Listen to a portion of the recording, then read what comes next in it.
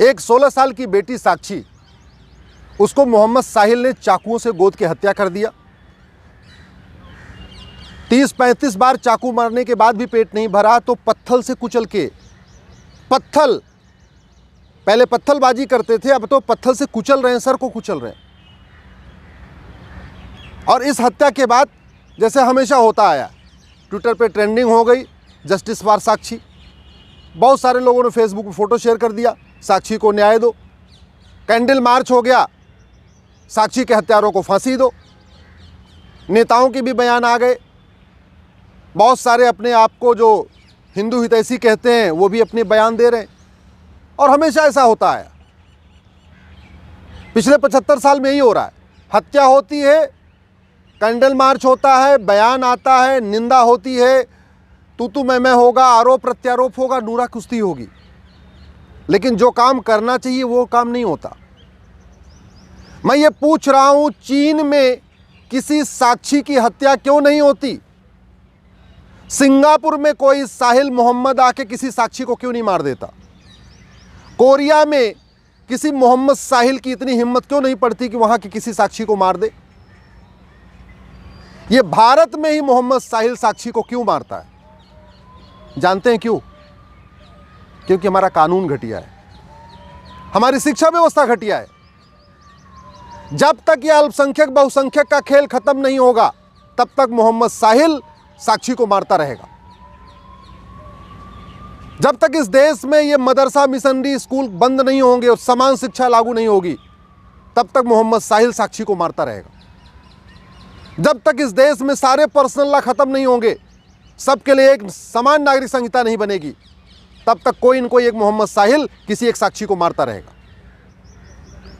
जब तक इस देश में कठोर कानून नहीं होगा, 1 घंटे के अंदर एफआईआर हो, 1 महीने के अंदर जांच पूरी हो और 1 साल के अंदर फांसी पे लटका दिया जाए दरिंदों को, जब तक ये कानून नहीं बनेगा, पुलिस चार्टर, जुडिशियल चार्टर नहीं लागू होगा, तब तक रोज एक मोहम्मद साहिल किसी एक साक्षी को मारता रहेगा।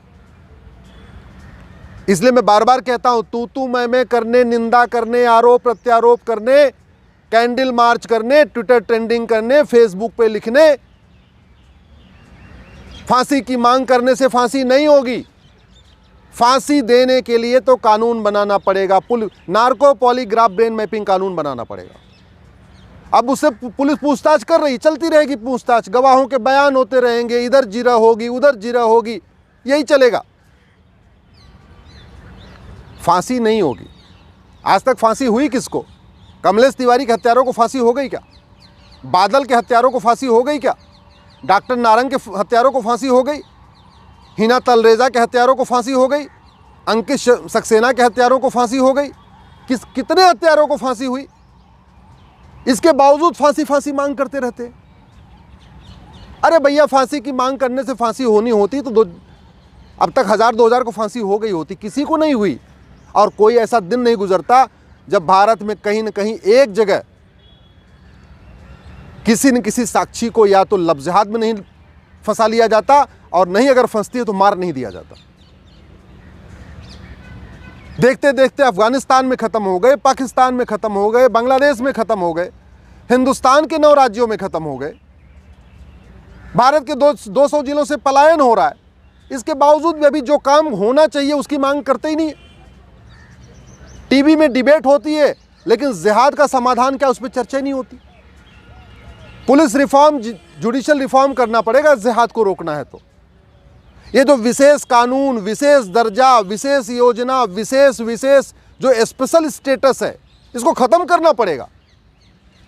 ये अल्पसंख्यक बहुसंख्यक का कॉन्सेप्ट खत्म करना पड़ेगा, माइनॉरिटी मेजॉरिटी का कॉन्सेप्ट खत्म करना पड़ेगा। मदरसा मिशनरी स्कूल बंद करना पड़ेगा, गुरुकुल शिक्षा लागू करनी पड़ेगी, वैदिक शिक्षा लागू करनी पड़ेगी, जिससे क्या खाना है क्या नहीं खाना, क्या पढ़ना क्या नहीं पढ़ना, क्या देखना क्या नहीं देखना, क्या सुनना है क्या नहीं सुनना, इस चीज का भाव बच्चे में बचपन में डालना पड़ेगा। ये पर्सनल लॉ खत्म करके समान नागरिक संहिता लागू करना पड़ेगा, तब जाके सबके बीच में प्रेम बढ़ेगा, तब जाके साक्षी बचेगी। ऐसे नहीं बचेगी बतौलेबाजी करने से, भाषणबाजी करने से। घुसपैठियों के खिलाफ फांसी देने का कानून बनाना पड़ेगा, जिहादियों को फांसी देने का कानून बनाना पड़ेगा। और न्यायिक व्यवस्था ठीक हो, न्यायिक व्यवस्था 1 साल के अंदर सजा होना शुरू हो जाए, इसके लिए जुडिशियल चार्टर लागू करना पड़ेगा। मेरा आप लोगों से हाथ जोड़ के निवेदन है, इस वीडियो को घर घर पहुंचाइए, अधिक से अधिक शेयर करिए। बहुत हो गया तू मैं, बहुत हो गया नूरा कुश्ती, बहुत हो गया आरोप प्रत्यारोप।